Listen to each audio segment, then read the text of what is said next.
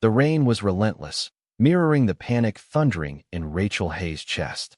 She skidded into the grand lobby of Westwood Enterprises exactly 17 minutes late. 17 minutes. After 6 years of dedicated service, 17 minutes was now a ticking bomb. She didn't have time for apologies.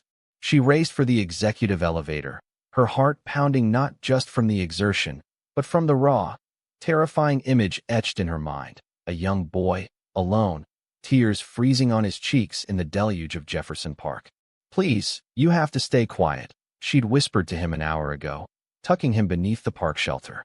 "I'll be back for you." Now, she burst onto the executive floor, soaking wet, her breath hitching. She was 2 hours past the start of the executive assistant's shift, and she knew the consequences were inescapable. "You're late, Miss Hayes." The voice was clipped, severe, coming from Richard Westwood, the CEO himself. He stood by the massive glass wall, a figure carved from cold granite and expensive fabric. He wasn't looking at her. He was staring at the digital time display on the wall. "Mr. Westwood, I am so sorry," Rachel managed, her voice trembling. "There was a situation. A serious personal emergency." "Save it, Rachel." Richard turned. His eyes, usually sharp and analytical, were glacial. "This is the 5th occurrence this quarter. We discussed this policy. Executive assistants are held to the highest standard of punctuality. Why should I make an exception for you?" "Because my mother has stage 3 cancer, sir.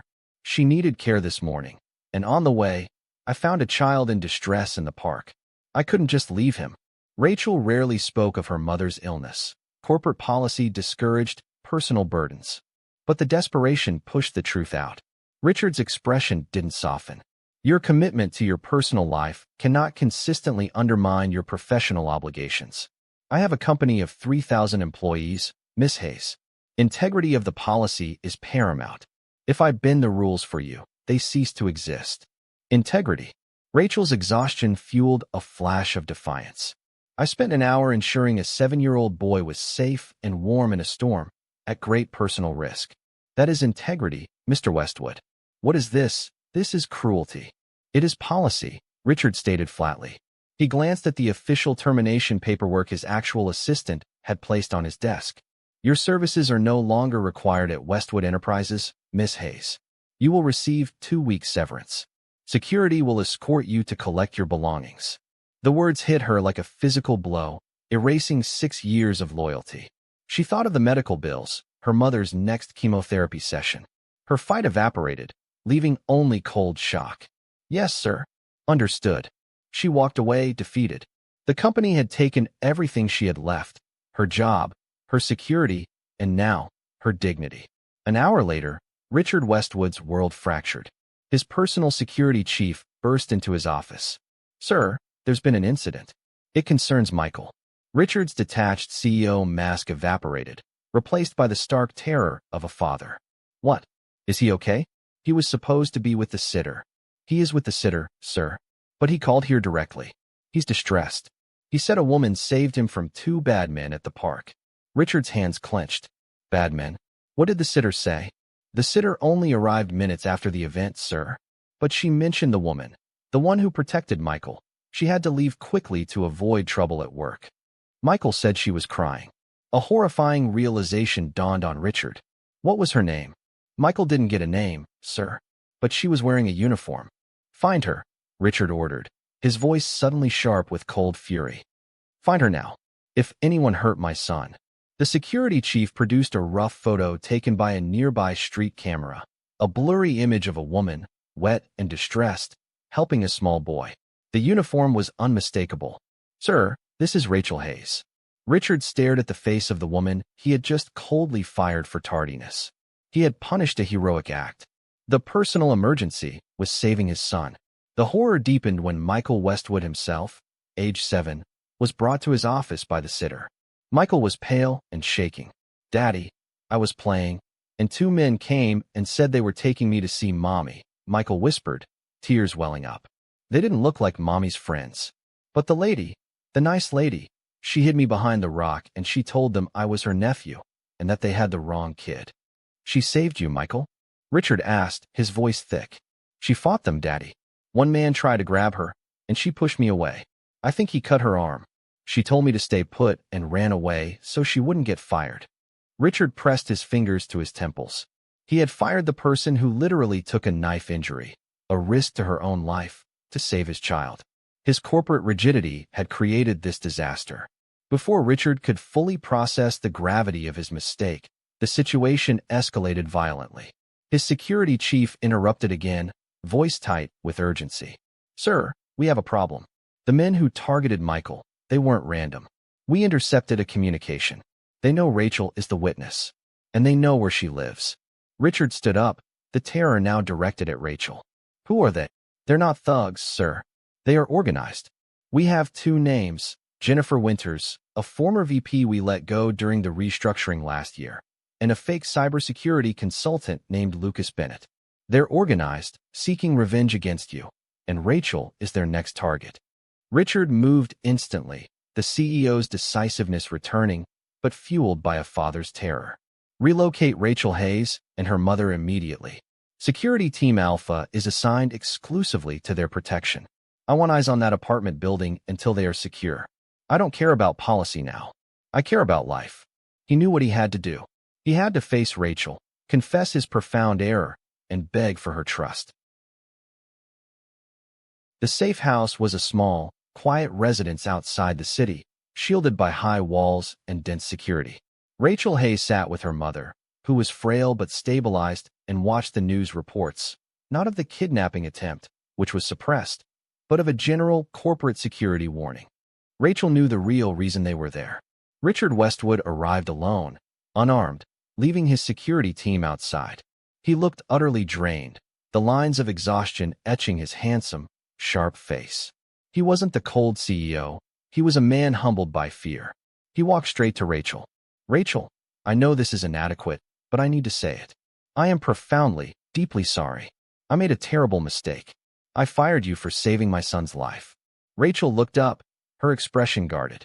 "Apologies don't change the fact that I was punished for doing the right thing, Mr. Westwood, or that my mother and I are now living in fear because of your company's enemies. I know, and I accept full responsibility for all of it. The rigid policy, the neglect that allowed this hatred to fester, and the immediate threat you're facing." Richard looked her directly in the eye. "The men who targeted Michael, Jennifer Winters, and Lucas Bennett, they were aiming for me. You just got caught in the crossfire. But you are a witness and a target. I need to protect you." "Protect me?" Rachel scoffed. "You protect your policy, Mr. Westwood. That's what you protect." "No," Richard insisted, his voice cracking slightly. "I protect my son, and you are his hero. And now, you and your mother are in danger because I was too blind to see beyond a clock. Let me prove my commitment. I want to reinstate you immediately. Name your terms. Salary, benefits, anything." Rachel paused. This was her moment. This wasn't about revenge. It was about protecting her mother and changing a system that nearly destroyed her. "I will accept reinstatement only under my terms, Mr. Westwood," Rachel said, her voice firm. "First, you pay the cost of the policy. I need a salary increase that covers all my mother's current and future treatments. Second, I need flexible hours, no questions asked, to accommodate my caregiving duties. If my mother needs me, I leave. You trust me to do the work later." Richard nodded instantly. "Done." "Third," Rachel continued, meeting his gaze, "I don't want my old job back. I want a role in human resources. I want a mandate to reform the policies, starting with compassionate leave and flexible scheduling. I want to ensure no other loyal employee is ever punished for a personal crisis or an act of conscience." Richard stared at her, seeing not just a hero, but a principled leader. "You don't just want your job back, you want to change the company. I admire that. Done. You are our new Director of Employee Policy and Compassionate Leave." The negotiation was complete. The policy had bent to the force of human integrity. Over the next few weeks, the atmosphere in the safe house shifted. Rachel was busy working remotely, drafting the reforms she was now empowered to implement. Richard visited frequently, ostensibly for security updates, but increasingly, to see Rachel and spend time with his son. Michael, clinging to Rachel with a child's pure, unwavering trust, became the unexpected catalyst for their bond. Richard would often observe Rachel patiently helping Michael with his homework or reading him a story. He watched her gentle compassion, Realizing this was the missing element in his hyper-efficient life. He trusts you, Rachel, Richard admitted one evening, his voice soft. More than he trusts anyone right now. He trusts me because I listened to him when he was afraid, Rachel replied, looking at the sleeping boy. That's all anyone wants, Mr. Westwood. Richard, he corrected softly. Please, after all this, call me Richard. Their bond evolved from professional respect to something deeper. They discussed more than policy. They discussed loss, fear, and the difficulty of balancing power with parenthood. Rachel finally opened up about her mother's prognosis, and Richard, in turn, confessed his own guilt over his distance from Michael after his divorce. I thought success was protection, Richard confessed, looking out at the high-security fence. I built this fortress with money. But you were the one who protected Michael, not my wealth. You were the brave one. Brave is just being too tired to run, Rachel murmured. The internal threat, meanwhile, was far from neutralized. Lucas Bennett, the fake consultant, sent cryptic messages demanding a massive ransom. Richard and his security team established a dialogue, carefully leading the kidnappers toward a planned exchange. Rachel, reviewing old HR records as part of her new role, found a critical clue. Jennifer Winter's file was thick with warnings, not for incompetence, but for unauthorized compassionate leave attempts 2 years prior, signed off by a former VP who strictly enforced the rigid policy. Richard, Jennifer wasn't malicious initially, Rachel realized, pointing to the documents. She was broken. She was punished repeatedly for visiting a sick relative. We broke her first. This revenge, it's fueled by our own corporate cruelty. The realization was chilling. The monster wasn't external. It was a consequence of the very policy Richard had championed. The night of the ransom exchange was cold, tense, and utterly silent. The meeting point was an abandoned waterfront warehouse, its dark metal structure looming over the black water. Richard insisted on handling the exchange himself, carrying a briefcase filled with carefully marked, traceable cash. I should go too, Rachel insisted, standing beside him in the safe house office. Absolutely not, Rachel, Richard vetoed, his voice sharp. You and your mother stay here. This is my fight now. No, Richard, it's our fight, Rachel countered, her eyes resolute. They know you, but they don't know me. I know Jennifer's pain. I know what fueled this. And if they suspect security, they'll bolt. I'm the distraction you need. She prevailed. Rachel, despite her mother's terrified pleas, wore a hidden wire and accompanied Richard to the exchange, positioning herself away from the main interaction. The scene was pure tension. Richard stood alone beneath a single bare bulb, the briefcase at his feet. Jennifer Winters and Lucas Bennett emerged from the shadows. Jennifer was hollow-eyed and driven by a desperate, toxic righteousness. Lucas was simply cold, professional malice. We want the money, Westwood, Jennifer hissed, her voice echoing in the vast space. And we want you to pay for the lives you ruined with your paperwork.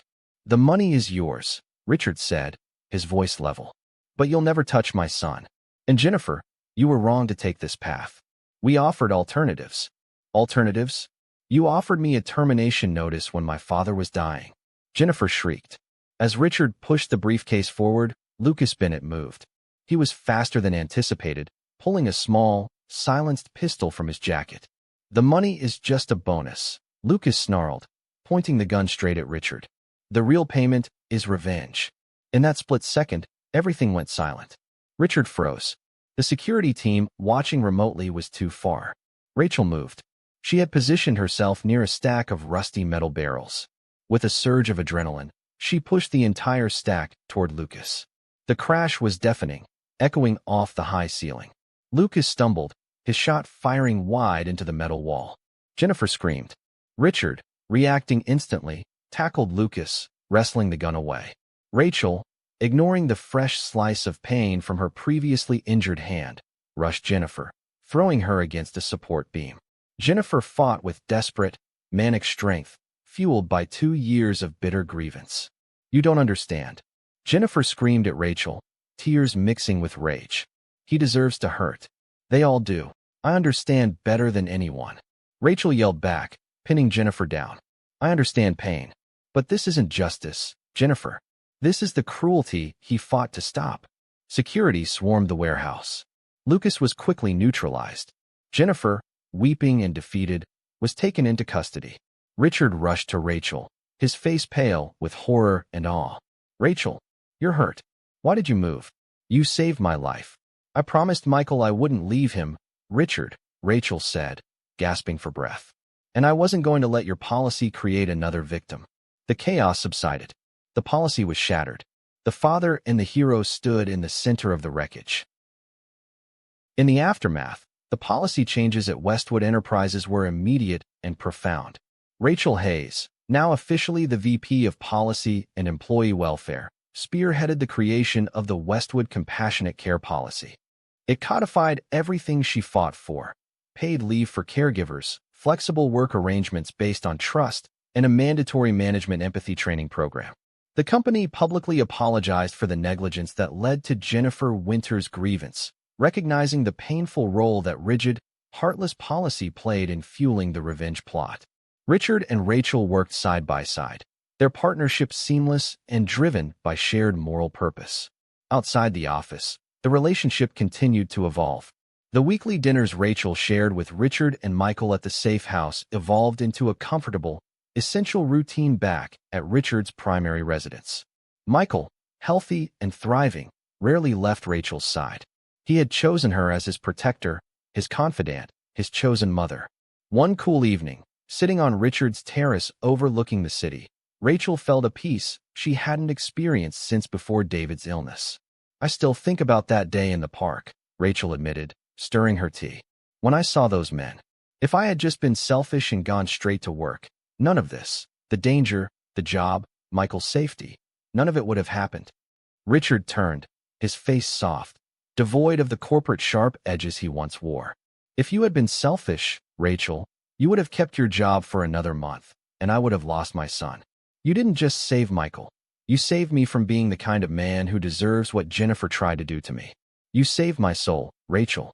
"That's a lot of pressure, Mr. West." "Richard," she corrected, smiling slightly. "It's just the truth." Richard reached across the table, taking her hand gently. "You negotiated for compassion for 3,000 people, Rachel. Now, let me negotiate for you. Your mother is stable. The company is changing. I want our partnership to change, too. I want us to be a family.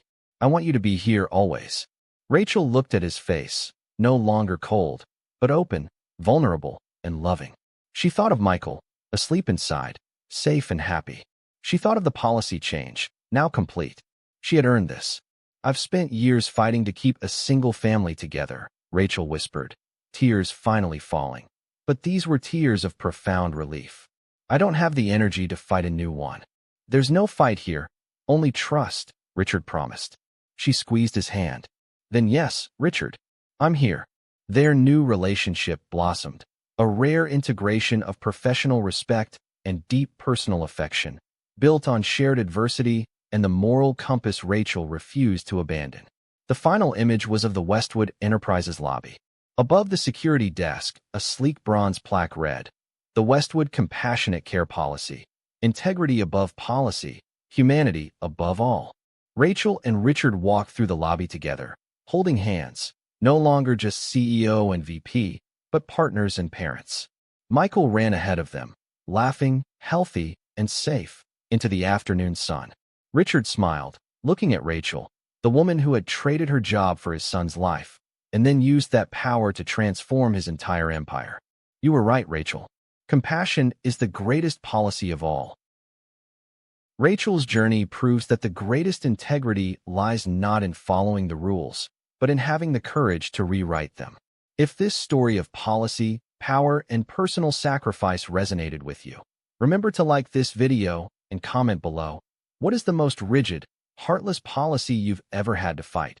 Share this video to show others that true leadership always chooses humanity, and subscribe to follow more stories where heroes rise from the background to change the corporate world.